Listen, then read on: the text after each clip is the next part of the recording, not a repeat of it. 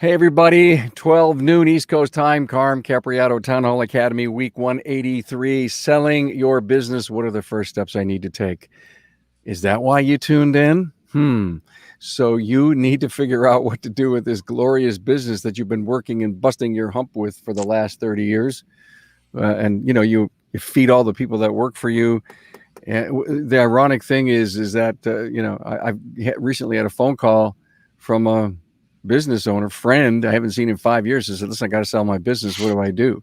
Of course, there's a ton of business coaches out there that can help, but I believe that's one of the dilemmas that we're being faced with. I recently saw a survey that I think was north of 60% of the owners that are 59 years or older want to sell their business. And, and they haven't made one dime's worth of planning. And that's what we're here to do. We've done shows on this before. It's a little different twist, I think, with this one, but it's important that we talk about it. With me is Bob Ward from Warden LLC from the company perpetualbusiness.com, coach, consultant, business evaluator, right, Bob? Yes, and it's .co. Oh, .co. I'm sorry. Yep. Let me say that one more time, perpetualbusiness.co. And that's the key, why Bob is here, because he's got one very, very powerful and strong message for you. David Justice is here, Coach Repair Shop of Tomorrow, and you sold 3 shops. I did. Yeah, back in 2016. It was quite an experience, and it was something that I prepared to go through, and very thankful. More than qualified to be here. Been there, done that. We can see the Facebook stream. We're out on Facebook. We're out on YouTube. We're out on LinkedIn. So anyone has a comment, maybe and or a question for this group, we would sure love to hear it. Town Hall Academy and Remarkable Results, all the shows, everything that we do, they don't exist without the support and the sponsorship from our great sponsors. So we have Shopware and Shop Marketing Pros with us. I want to talk about Shop Marketing Pros first. Your customers want you to do what you say you're going to do. I mean, you talk about transparency, and it should be the same with your marketing company. Shop Marketing Pros listens, they care, responds quickly, and they do what they say they'll do. On the web at shopmarketingpros.com. Tell Kim I sent you. Shopware wants to know and remind you that you need to stop spending time chasing customers. Shopware's leading shop management system is helping shops like yours generate more profit per ticket with less time on the phone. Break away from your legacy system and implement a completely contactless workflow today. Get started at getshopware.com. Thank you guys for that. Hey, welcome to Mark. Hello, Dwayne. Mike McGroarty is here. Good to see Mike. Look at, we need to start, but a comment or two from me. As I said to my friend, I said, well, how's your financial statements? And you know what he said to me? What financial statements? Mm-hmm. I don't know. You guys maybe have or have not heard that before. I said, what kind of expenses are thrown into the business that are personal? He goes, a ton. I says, are you prepared to take that out so that the new owner can see how it's normalized? Man, that's an awful lot of work. So the point is that everybody wants to sell, but they have not done the preparation or the planning to get to that point. So we're here to talk about some first steps. David, Bob, David, let's start out with, a little bit of your background as far as you selling. Take us back to the time where you were preparing to sell your business. Sure. So in early 2016, I was actually looking to purchase a 4-store, and we'd built the last 2 ground up. And I got contacted by a big box, and they said they really wanted to talk to me about purchasing the businesses. I had previously gone to a business broker and had my businesses evaluated just to see where I was. We were on a steady, perpetual upward hill climb in our store. So basically, I knew what it was worth. I knew what I wanted. I explained that to the big box. They said they were not willing to do that at the time. And I said, okay, moving forward with our 4-store. A month later, they came back and basically made me an offer that was right what I asked for. And that's how it moved forward. But for me, I own the properties. So it wasn't just the sale of the business. It was the long-term lease that I acquired. With them, it was only 5 years, and I told them I wouldn't sign that. I got a 15-year guaranteed. That's nice. Property is always nice to have. I know there's an awful lot of young shop owners that have worked very hard to buy the property, Bob, Mhm. and to make that part of their assets, so that in the long term it has value on a sale. Now, what I love about Bob, and the reason that he's here, you have one of the bestest quotes that I have ever known. Is you plan to sell your, I'm going to say it for you because I love it so much. I'm going to give you homage to this. And Bob says, you plan to sell your business on the day you open it. Yes, we all know we're going to sell our business. There is no dispute.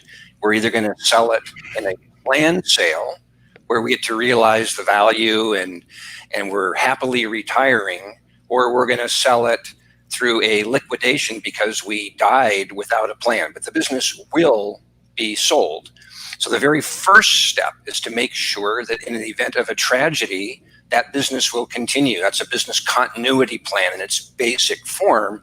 Ultimately, you want to build what I call a perpetual business, meaning it will always survive the departure of the owner. Meaning today, the listeners today, consider if you left today and never came back, would your business operate at least as successfully as it does today without you? When you can answer that question, yes, you're good to go. You have the choice and the terms to leave your business. You know, David, I don't know if you coach your clients that they, need to get up and out of the daily grind, become the CEO, and ultimately try to work the business a couple of days a week. That's a whole Bob's philosophy. I don't think you're ever in a bad position when you can lead from that position as far as selling or succeeding your business.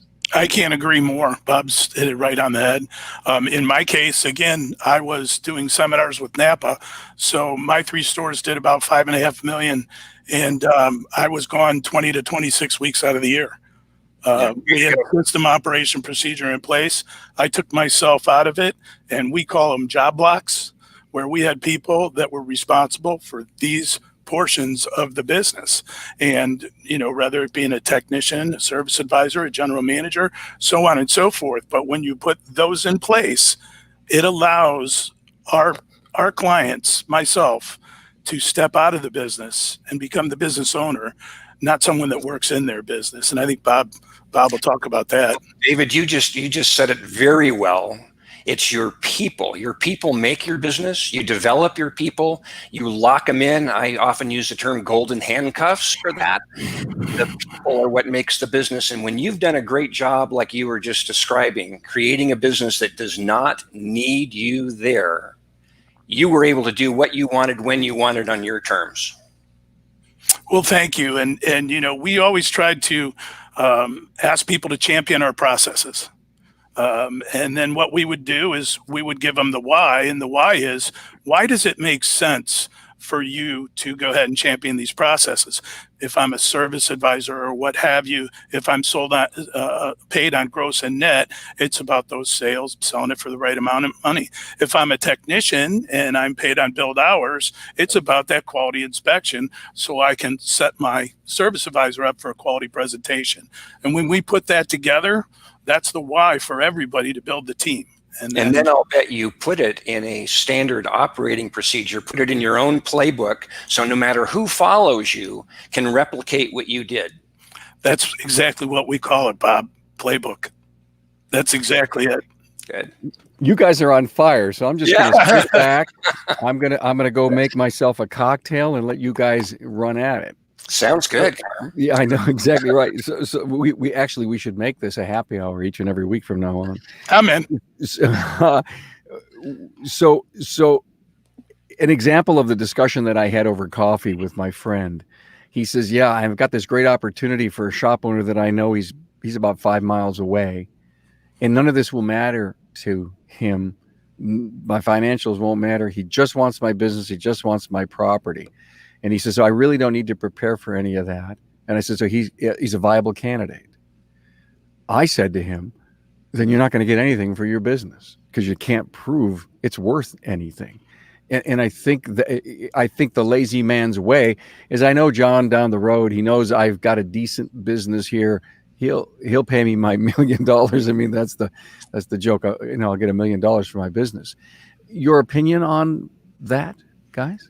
I'm going to jump in real quick here on that. It's not well known, but is a fact that 85% of small businesses in all fields, 85%, do not get sold. There is no buyer. They ultimately close and liquidate.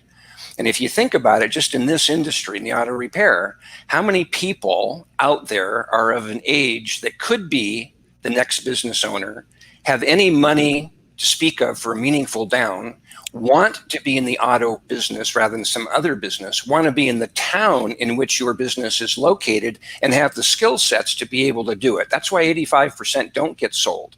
So the best thing, and where I focus, and David has done this himself, is you build your team. The people are the company, and your buyer is likely already working for you.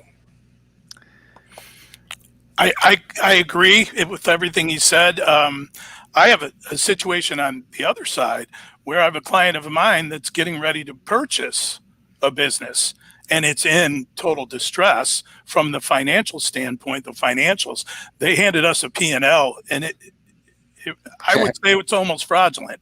Yeah. It was that kind of bad. So with that, I told them, we can't move forward. We need documentation. We need to see this. We need to see these questions. They went to the bank, and the banker told them the same thing. Yeah. You can't loan money on this. Yeah. So it's important, those financials. When you get to the valuation part, what is a buyer willing to pay and what will a seller accept? The buyer is more important. You got to have the buyer and someone willing to buy the business, and without proof of that cash flow. And that's what they're buying. They're not buying used lifts and a computer system and some desks. They're buying the cash flow. So the cash flow has to be able to be proven. So financial statements must be part of the equation. So before we were on the air, Bob mentioned that he knows a friend of mine, Joe Savart. Well, we were also on the national board with a gentleman named Gary Plummer. And Gary Plummer's like one of my heroes, because Gary Plummer in 2012 said, in 7 years, I'm going to have my business sold. And on September 23rd or whatever it was, I'm going to be sitting on a beach in Hawaii. No, it was Cabo, whatever it was.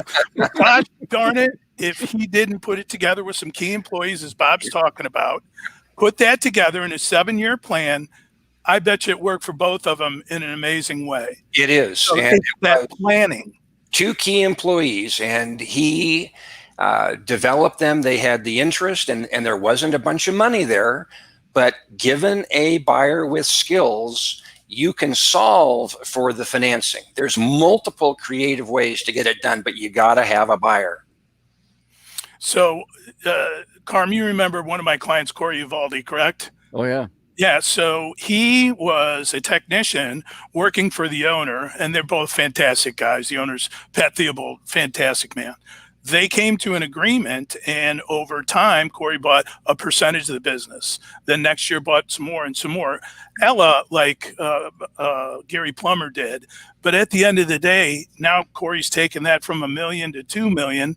Pat Theobald has, I believe, a fantastic retirement plan. And here's a 33-year-old young man following system operation procedures and just killing it. It worked out great for both of them. So I'd like to go pick ahead, up Bob. a bit on the valuation point that we've all alluded to, but didn't quite get to the details. You talked, Carm, about normalizing a financial statement. Sure. For those listening, Remember, it's cash flow.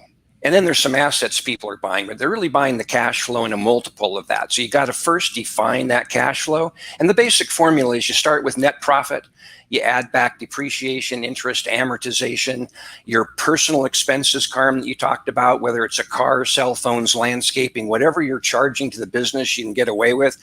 You add all of that back in, normalize lease payments if you're overpaying, underpaying on your lease. Same with the owner's salary. An owner's salary might be $100,000 when they're really an absentee owner, and you don't have to hire the replacements. You get everything normalized to true, pure cash flow that you or I or David would be acquiring if we're buying that business. And then you assign a multiple, and I'll make that really easy too. I put the multiple based on the confidence that cash flow will continue when the owner goes away. So to David's point earlier, if you've got employees that have not been with you long, a couple of years here or there versus long-term employees, if I buy the business, what's the likelihood those employees are going to stay? They're going to be able to keep that cash flow going. It would be low. But if I've got 15, 20-year employees, my confidence is high, and hence the multiple would be higher. David, what do you think about what I just said? I think you hit it right on the head, Bob. And in my case, again, I had many people that worked for me for years. They were quality professionals. As you said, the people make the business. I could never be sitting in the position I'm sitting in now if it wasn't for some fantastic, talented people that I worked with.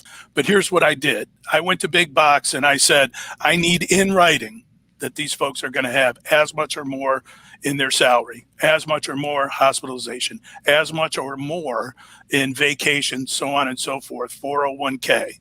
And when they did that, when I explained exactly where I was in the business and what was going to transpire, I think everybody felt much better about it. But I could never sell my business without making sure my people were taken care of. It just couldn't have happened. Well, it's because they took care of you. Absolutely. And I'm still really close friends with a lot of them. And, like I say, well, again, you hit it on the head. It's the people. When you get professionals and you get talent, and then you build those system operation and procedures, and they champion your processes, the business starts to zoom. Guys, would you ever see that a deal breaker is the fact that you're forcing your team to be employed there? What if they had a management team they wanted to bring in themselves? Would that be a deal breaker? I'd have to sit down and look at it, but I can say this, that how's this? If one of my quality people were not employed, as many people as Bob knows or I know, I guarantee you they had a job immediately. Yeah, absolutely. And any buyer, whether it's a big box operation, and that's pretty rare in the auto repair industry to be buying single point, particularly rural type operations. That's really rare.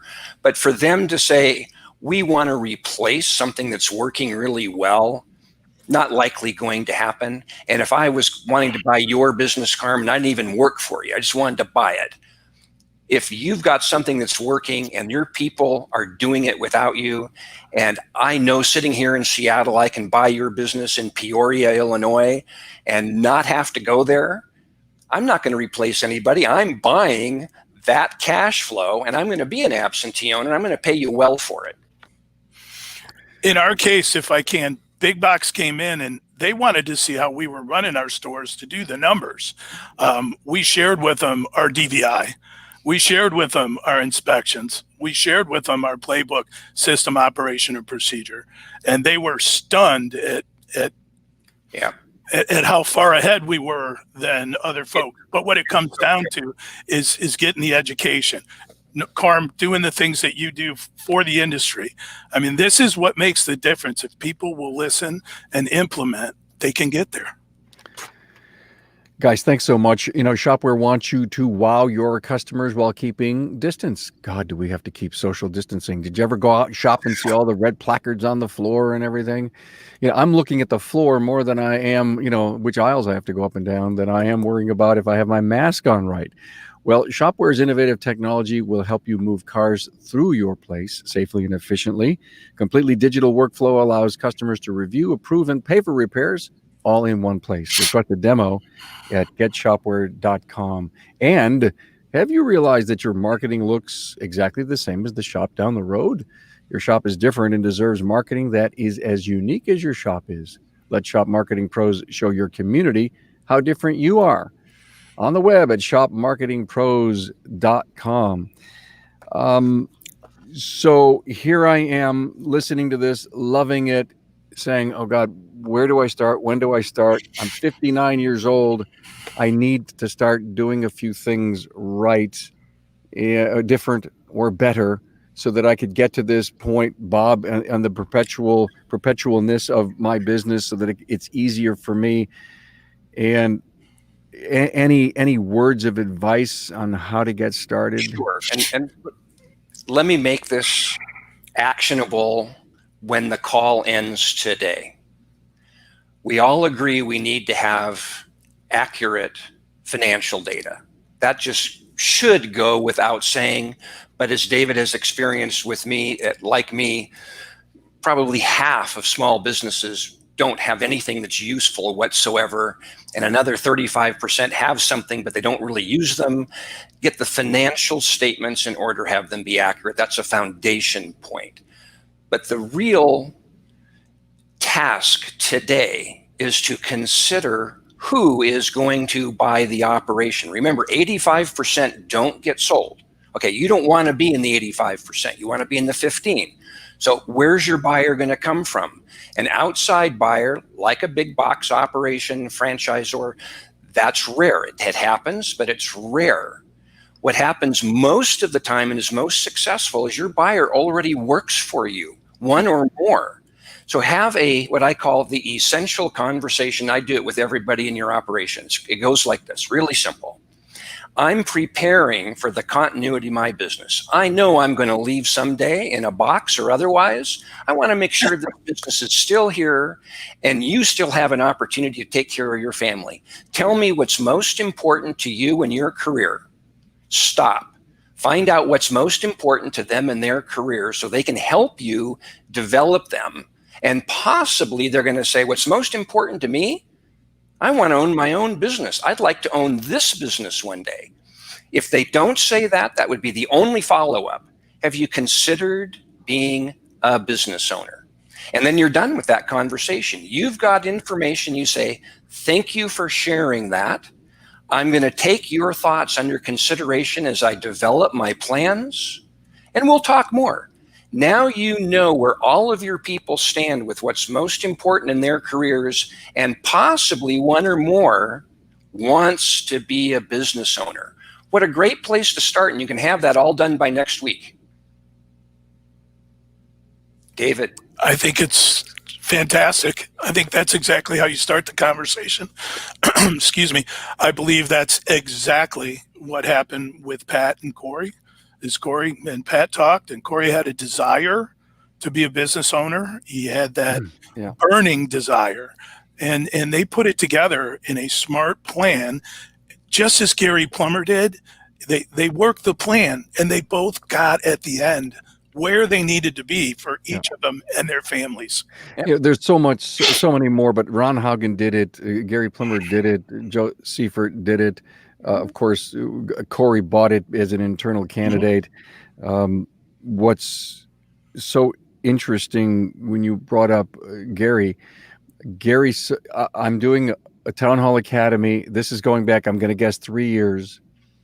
And Gary just recently closed the deal 3 or 4 days later. Him and his wife are at Cabo, and he's on with me from Cabo, making the commitment because he wasn't sure when the business was going to close. We had already booked the town hall. I told you he's one of my heroes. Yeah. So if you go back and looked up, type in Gary Plummer and take a listen to that episode about selling your business, that's exactly what David is speaking to. Mm-hmm. An internal candidate, Bob, you say 85% of businesses don't get sold. What's the percentage of businesses that get sold with internal candidates? Any idea? I don't have specific statistics there, but I would think that I'm darn close to about 3/4 would be sold to somebody who's already there. They know the business. They've been there 5, 10, 15, 20 years. They understand the procedures. They know how it runs. They have the relationship with your other employees. They have the relationships with the customers, with the vendors.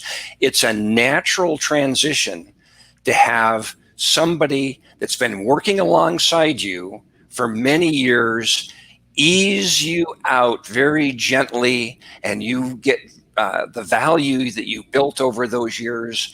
And the person who's put in all that effort to make David a successful seller now realizes the dream of business ownership, that he helped David be successful. David's allowing his key employee now to realize that same dream.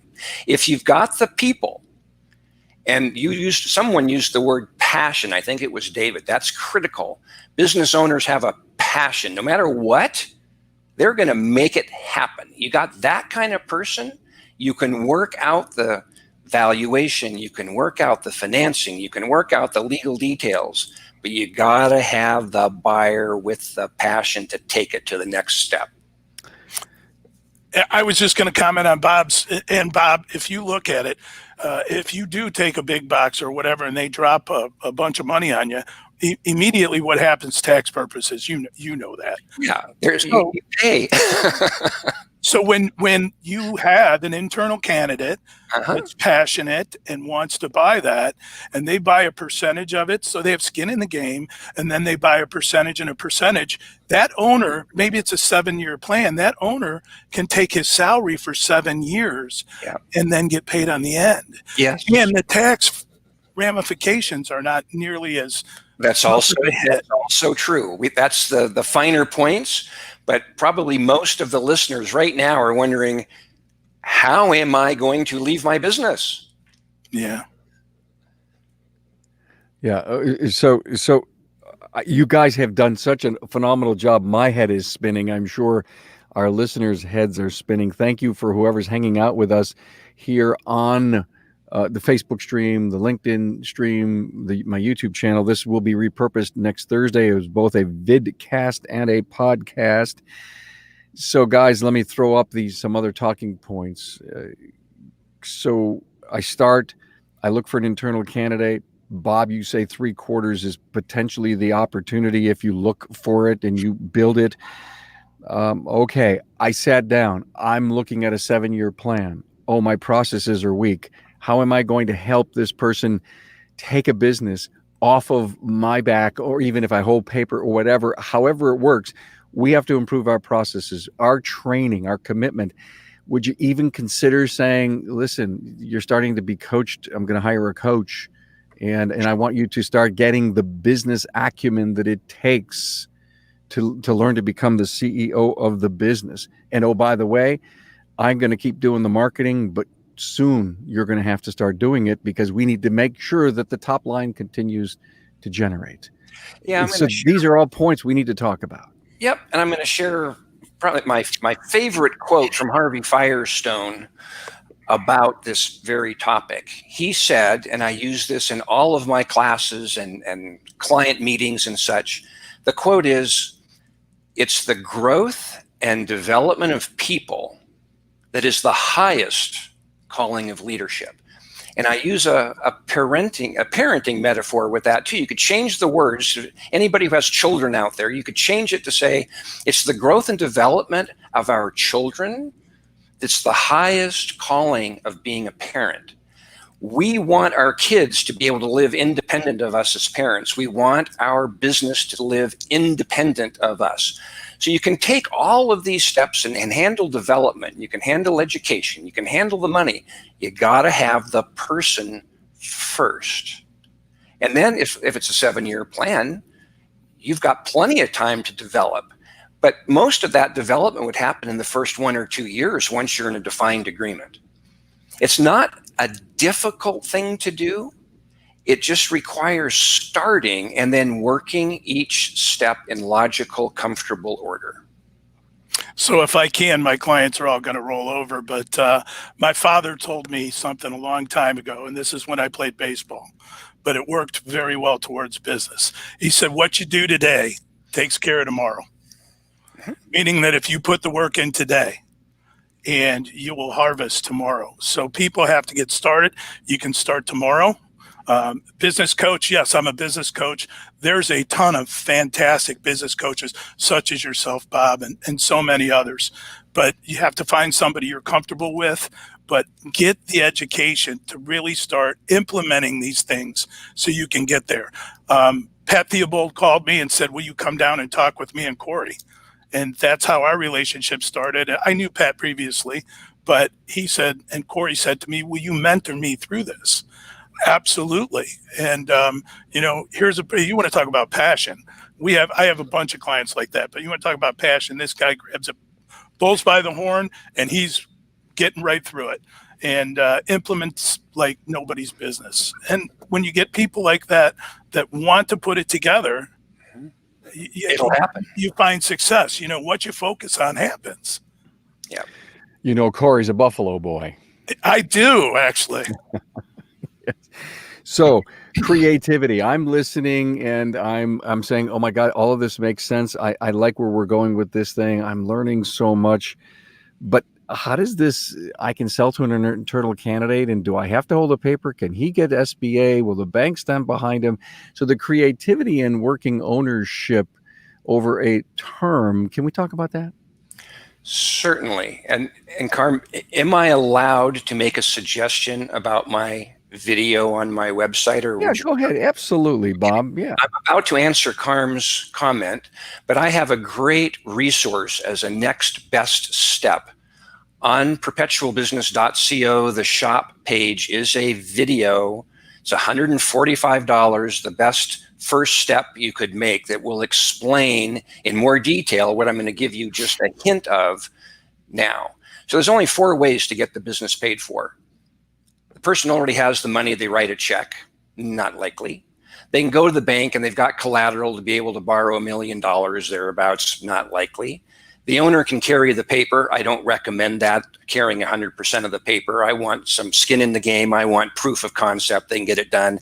But it's an option, but I don't recommend that. So number 4 is, how do we get creative? And it's a form of what David alluded to. It's a little too much to go in detail because it takes some time to go through it. But picture that your buyer is earning credits, equity credits, towards the purchase over time. So they are earning the down payment, say over 7 years, and you're spending less time in the business. They're running it more and more and more. And maybe in a 7-year plan, after year 2, you're basically gone. And the owner's making everything they're making now. Nothing changes there.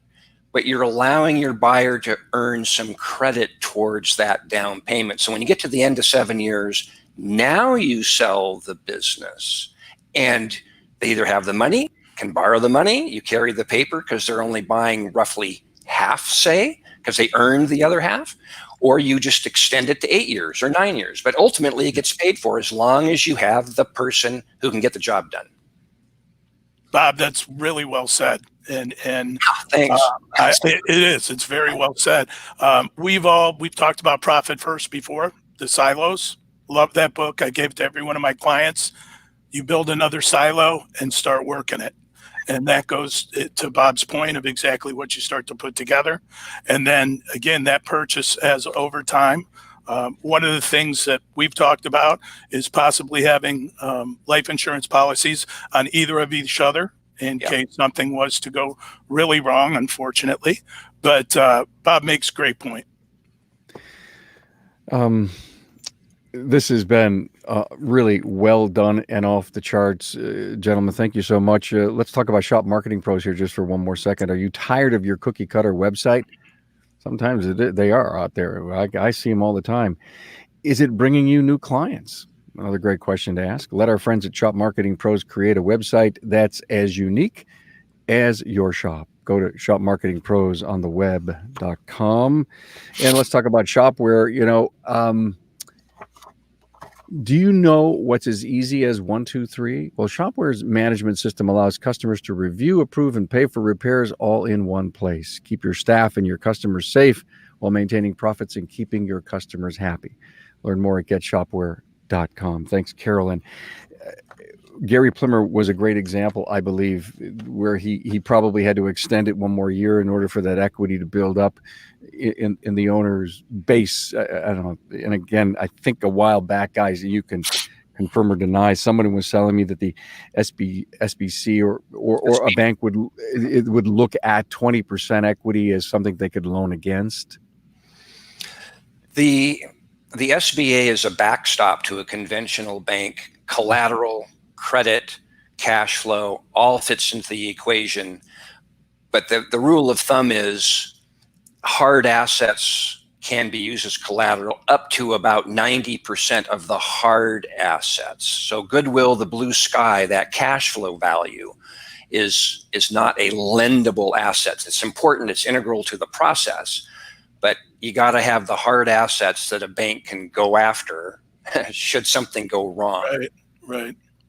But that's where those financials come into place that you talked about. Again, I'll go back to a client I have now that's looking to purchase this business. Go in front of a banker and bring a financial statement that's a wreck. They're not loaning anything on it. I mean, no pass go. So I mean, you need that as the seller as well as the buyer. Yeah.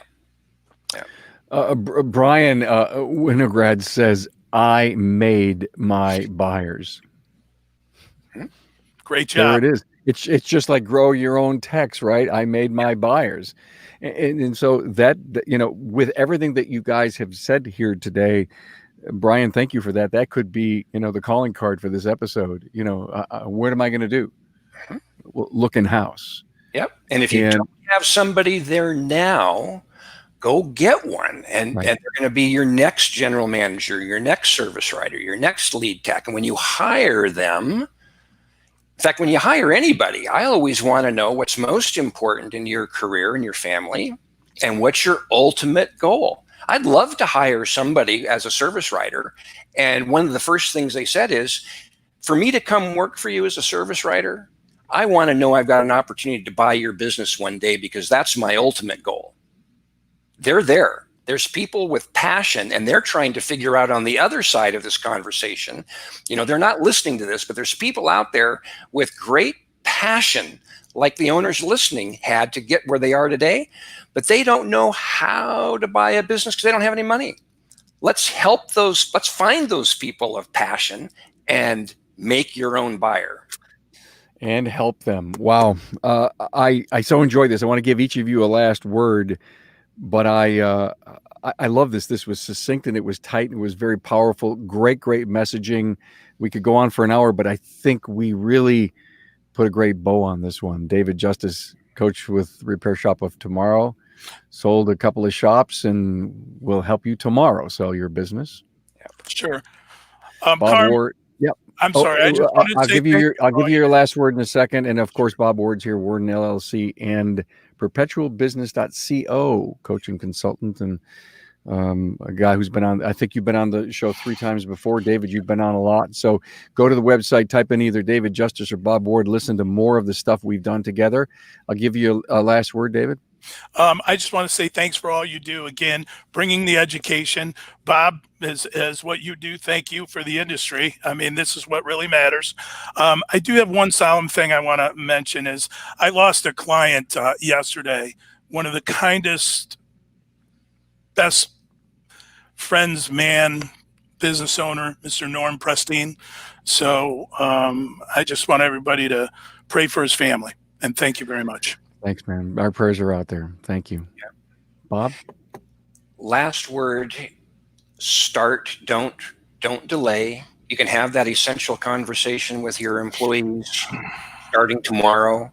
And if you want a little extra guidance, just go to my website, perpetualbusiness.co. There's some text on there that explains the process. There's also a video. If you're watching today, you're going to be watching, you're trying to answer that question, what do I need to do as my first step? there's some things there that I think could help you really simply. And Carm, thanks again for pulling the industry together, helping people who built their businesses from the ground up with virtually nothing to be in a position now where they're considering being able to sell and realize that value. Yeah. Well, guys, I worry because, I get a call from a friend to sell my business. And when we had coffee, I realized that he wasn't close to being ever prepared or not even knowing what's around the next corner. That concerns me. We have invested our, hard sweat, blood, and tears into our businesses. And now we're wondering, what do we do with it now? Bob, you nailed it just about 4 minutes ago when you said every time you do a hiring, you do an interview, that perpetual question, what do you want to do when you grow? What do you want to be when you grow up kind of thing is something that needs to be asked. Now you hire someone who has aspirations to own a business. There's a candidate. And then, another year down the road, you make an important hire. You ask the same question because you can't, who knows if this other person's really going to make it or not. And you continue to bring in that kind of talent. I have seen a shop owner that actually created two of the people as the successor candidates and built a partnership out of two that were internal. So all of this is possible. Yeah, start today. That's the message. Today. Thanks, guys. Have a great weekend, and thanks for everyone who's hanging out with us. And we'll watch and monitor the stream over the weekend. Thank you. Bye, everybody.